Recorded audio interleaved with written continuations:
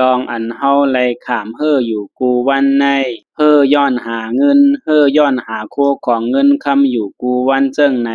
จ่องเฮาซ้ำหู้ไลหรือว่าโคของเงินคำอันเฮามีอยู่กูลองเจอนั่นมันเตอยู่จอมเฮาไลหึงกาหืออันว่านั่น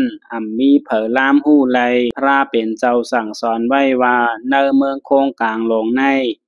มีลองสั่งอันเตมันกึมกูลองอันเฮาว่าเฮามีเฮาเป็นเจ้าของมันอยู่นั่นพอวันหนึ่งมา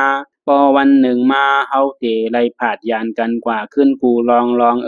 ก็อันเฮาฮักนั่นก็วันหนึ่งเฮาเตไล่ผาดยานกันกว่า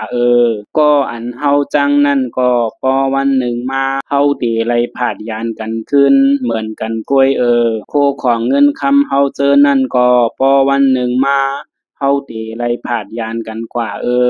วันหนึ่งก็วันหนึ่งเฮากูก็ก้นเฮากูก็ผู้ตื่นเตไล่กว่าจอมต่างเผอต่างมันขึ้นมีเงินคำนำกาหือก็เอากว่าจอมไล